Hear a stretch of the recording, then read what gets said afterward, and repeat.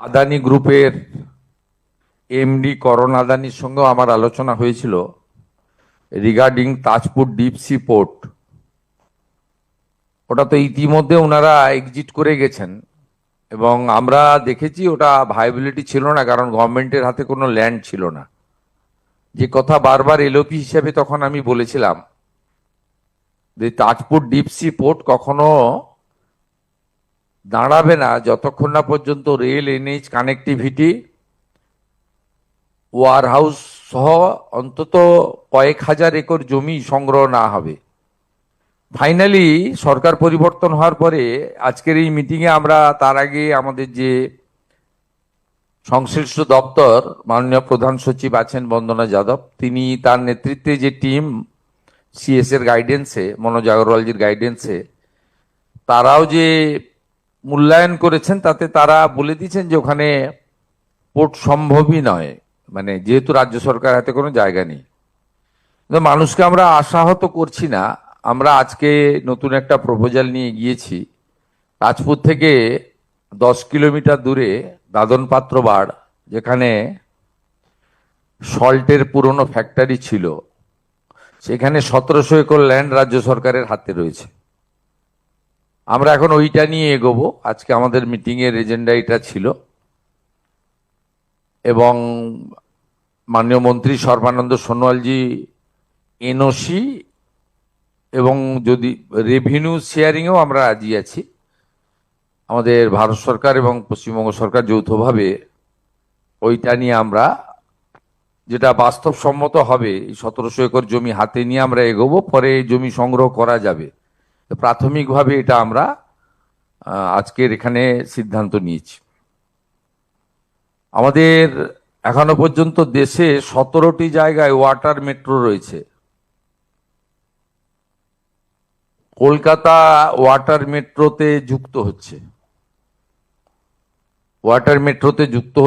এটি আমাদের আজকের মিটিংয়ে মাননীয় মন্ত্রী এটা কনসেন্ট দিয়ে দিয়েছেন এবং ভারত সরকার 17টি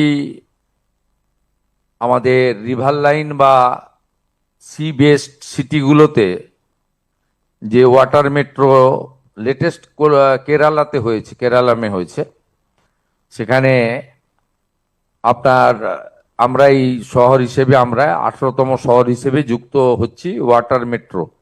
এটা শিপিং ডিপার্টমেন্টের একটি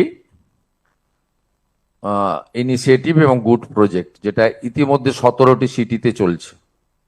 সাগরমালা ওয়ানে আমাদের বিগত রাজ্য সরকার যুক্ত হননি, তাদের কেন্দ্রের কোনো স্কিমেই যুক্ত হননি, তার খেসারত বাংলার মানুষকে দিতে হয়েছে। এবং মুখ্যমন্ত্রীর সভাপতিত্বে যে কমিটি তৈরি করার নির্দেশিকা ছিল, কমিটিও তৈরি হয়নি। আমরা সাগরমালা ওয়ান তো মিস করে গেছি, ওটা ক্লোজ হয়ে গেছে। আমরা খুব খুশির খবর পেয়েছি গতকালই মাননীয় প্রধানমন্ত্রী নরেন্দ্র মোদীজির অনুমোদনে সাগরমালা 2 আমাদের অনুমোদিত হয়েছে দেশে। সেখানে আমরা যুক্ত হওয়ার সিদ্ধান্ত নিয়েছি এবং মুখ্যমন্ত্রীর নেতৃত্বে এই সাগরমালার যে প্রপোজাল, এটা আমরা তৈরি করব এবং 22,700 কোটি টাকার প্রপোজাল আমাদের 5 বছরের জন্য আমরা রেডি করব।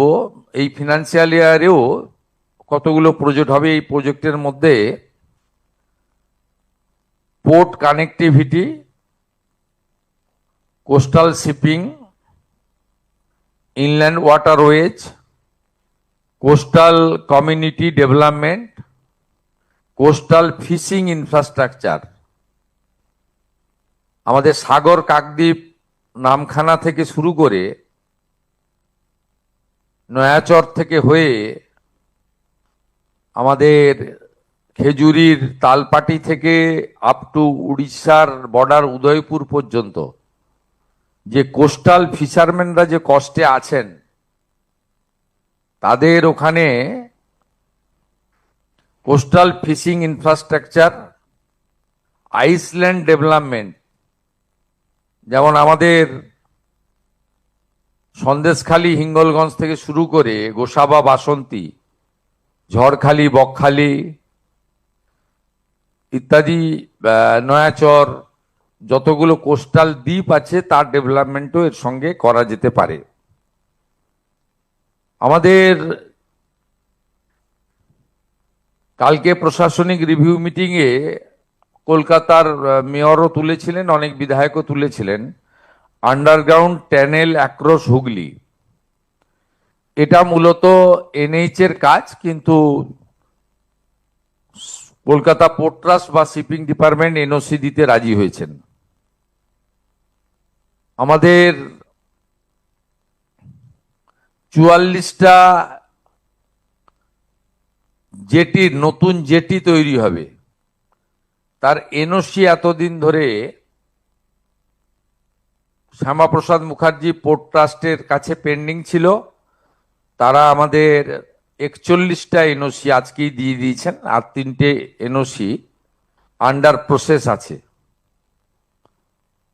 আমাদের বিচ রেস্টোরেশন, কপিলমুনি আশ্রম, সাগর আইসল্যান্ড, সেটা নিয়েও আমাদের যে অনুরোধ ছিল সেটাও পোর্ট, আমাদের শিপিং মিনিস্ট্রি মেনে নিয়েছেন, এবং আমাদের সাগর যে কপিলমুনি আশ্রম রয়েছে, গঙ্গাসাগর মেলা, তাকে আমরা আন্তর্জাতিক স্তরের মেলা করার জন্য পরিকল্পনা এখন থেকে শুরু করলাম। এবং এখানে পোর্টের যে ড্রেজিং সংক্রান্ত বিষয়ে ওনাদের সহযোগিতা দরকার, সেটা আমরা সিদ্ধান্ত নিয়েছি। বলাগড়ে পোর্টের কানেক্টিভিটি রোড এবং আরবি ইতিমধ্যে কাজ শুরু হয়ে গেছে। এর পরের পর্যায়ে কাজ শুরু হওয়ার জন্য টেন্ডার ইত্যাদি প্রসেস IAWY তারা শুরু করছেন। সেক্ষেত্রে বলাগড়ের বিধায়িকা তথা মাননীয় রাষ্ট্রমন্ত্রী সুমনা সরকার 2.5 কিলোমিটার ভাঙন নিয়ে উল্লেখ করেছেন। সেই 2.5 কিলোমিটার ভাঙন রোধে শক্ত প্রোটেকশন, খুব কংক্রিট প্রোটেকশন দেওয়া হবে। আর 45 কিলোমিটার স্ট্রেচ ড্রেজিং এরও সিদ্ধান্ত নেওয়া হয়েছে। কলকাতাতে আমাদের ওইটা দেন, বইটা কলকাতাতে আমাদের, তার আগে আমি বলে দিই আপনাদের, ওই 1 মিনিট, এই 6টা ঘাট তৈরি হচ্ছে: বাগবাজার ঘাট, আহিরিতলা ঘাট, শোভাবাজার ঘাট, মল্লিক ঘাট, বাবুঘাট, রামকৃষ্ণপুর ঘাট এবং বান্দা ঘাট।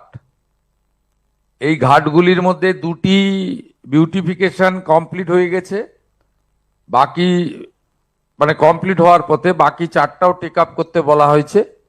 এবং দুর্গাপুজো পর্যন্ত টার্গেট দেওয়া হয়েছে যাতে এগুলো বিউটিফিকেশন এবং রিনোভেশন, এবং ঠাকুর শ্রী শ্রী রামকৃষ্ণ দেব, জগৎজননী মা শারদামণি, তাদের যে ওখানে সমস্ত অতীত স্মৃতি ইত্যাদি রয়েছে তাকে সম্মান মর্যাদা দিয়ে, অর্থাৎ বিকাশ আর বিরাসত, এই যে মাননীয় প্রধানমন্ত্রীর 2টো শব্দ রয়েছে তাকে মাথায় রেখেই আমরা ওখানে করার জন্য ব্যবস্থা নিয়েছি।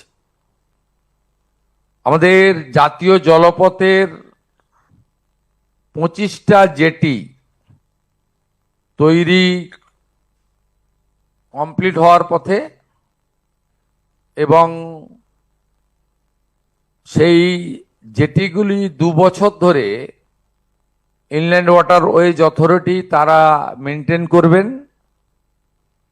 আর 2 বছর পরে রাজ্য সরকারের পরিবহন দপ্তর নেবে। আমাদের একটা প্রাথমিক আলোচনা হয়েছে, এরপরে আমরা ক্যাবিনেট বা ফর্মালিটি করব যে ট্রান্সপোর্ট ডিপার্টমেন্টের সঙ্গে শিপিং ডিপার্টমেন্ট একসঙ্গে আছে, আমরা আলাদা শিপিং ডিপার্টমেন্ট অনেক রাজ্যেই আছে, সেটাও করার বিষয়ে আমাদের প্রাথমিকভাবে চিন্তা ভাবনা হয়েছে। মাননীয় মন্ত্রী সর্বানন্দ সোনোয়ালজি এবং শান্তনু ঠাকুরজিকে আমরা ধন্যবাদ জানাবো যে তারা অতি দ্রুততার সঙ্গে, এই সরকারের এখনো 1 বছর 1 মাস হয়নি, 9 তারিখে 1 মাস পূর্ণ হবে, তার মধ্যেই তারা বিশেষভাবে মাননীয় প্রধানমন্ত্রীর নির্দেশে আমাদের অনেকগুলি বিষয়ে তারা সমাধান করেছেন। কলকাতা পোর্ট এলাকাতে জমি জবরদখল এবং কিছু পুরনো বিপজ্জনক বাড়িতে জনবসতি নিয়েও আমাদের আলোচনা হয়েছে। আমরা বলেছি যে আমাদের প্রধানমন্ত্রী হাউসিং আরবান, তাতে কলকাতা মিউনিসিপ্যাল কর্পোরেশন এবং কেএমডি কে দায়িত্ব দেওয়া হয়েছে, পোর্ট যদি আমাদেরকে জমি প্রোভাইড করে তাহলে আমরা বছরের পর বছর ধরে যে সমস্ত বসতি রয়েছেন, সাধারণ লো ইনকাম গ্রুপ বা গরিব মানুষরা, আর্থিকভাবে উইকার সেকশন, তাদেরকে আমরা দিল্লিতে যেমন এনডিএমসি অনেক বাড়ি ফ্ল্যাট বানিয়ে ছোট ছোট দিয়েছেন, এটাও আমাদের আজকের আলোচনার মধ্যে ছিল।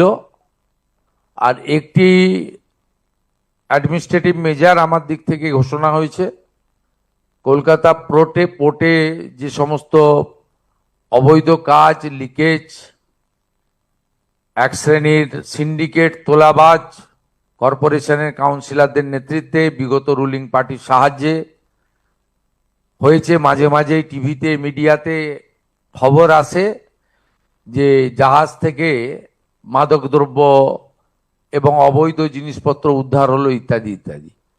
এটা হতো কারণ কলকাতা পুলিশ আর সিআইএসএফ বা পোর্ট অথরিটি, এদের অবস্থানটা দক্ষিণ মেরু উত্তর মেরুর মতো ছিল। যেহেতু এখন আমাদের ডবল ইঞ্জিন সরকার, আমরা সিদ্ধান্ত নিয়েছি প্রতি মাসে Kolkata municipal corporation, Shyamaprasad Mukherjee port trust, customs, CISF এবং কলকাতা পুলিশ, সঙ্গে ইন্টেলিজেন্স ভারত সরকারের এবং পশ্চিমবঙ্গ সরকারের, তারা যৌথভাবে মিটিং করবেন এবং অবৈধ কাজকর্ম আটকানোর জন্য বা রেভিনিউ লিকেজ সহ অন্যান্য বিষয়গুলোতে তারা দেখবেন।